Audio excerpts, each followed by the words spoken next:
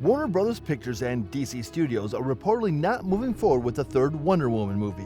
But that does not mean the Wonder Woman saga is over. Before making a crucial presentation to Warner Bros. Discovery CEO David Zaslav next week, new DC Studios heads James Gunn and Peter Safran are finalizing their multi-year plan. Call it DC Genesis or DC Rebirth. Use the names Identity Crisis or Flashpoint perhaps. These names of previous DC Comics event series perfectly sum up the current situation of Warner Bros. DC movies, which are on the verge of a new era, but not before a potentially messy transition period. When a new executive team is brought in to run a studio or division, the slate is typically cleaned.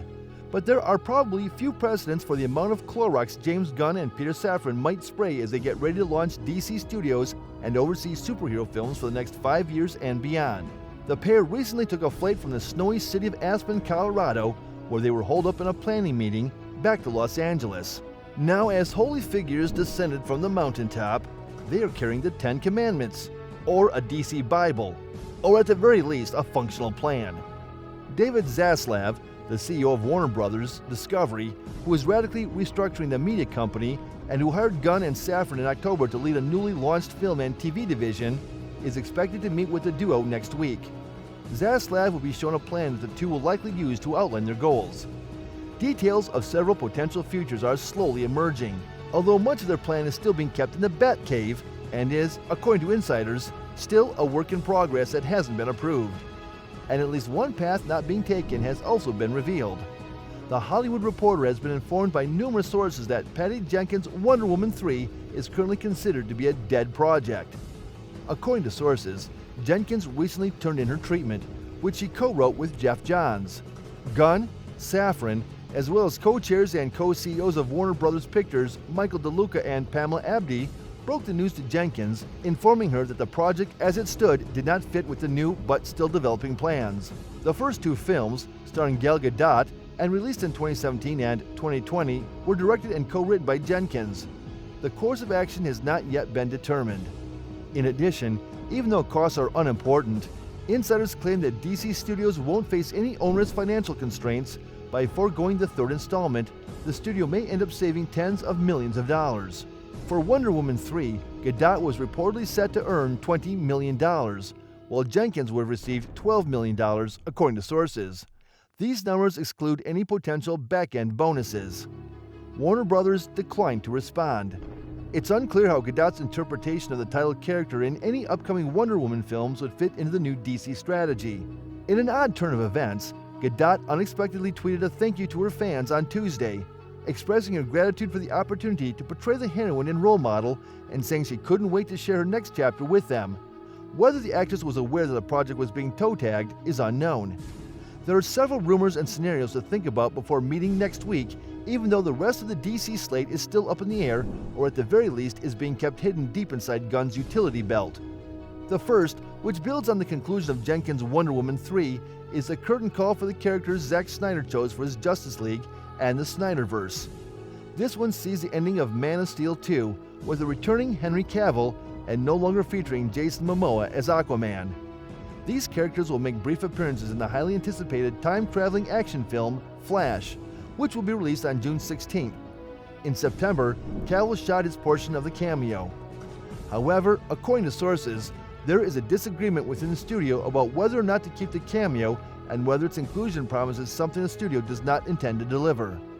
An insider at Warner Bros. Warns that no decisions have been made and that Flash is still a locked film.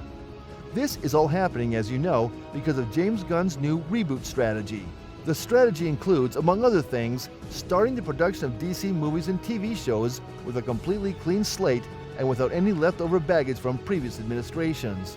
The potential success of movies like Blue Beetle, August 18, 2023, is not taken into account by that, though. If that approach is used, even if the movies are a financial success, will the actors who portray those characters have to be replaced?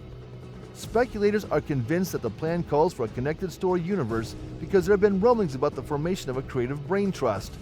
According to sources, the brain trust may already be at work in some capacity because Safran recently hosted writers at his Los Angeles home in an effort to polish the presentation and gather feedback and suggestions for the strategy. The Gunn saffron agenda seems unlikely to affect the Matt Reeves Batman universe, where Robert Pattinson dons the cape and cowl of the Caped Crusader, at least for the time being.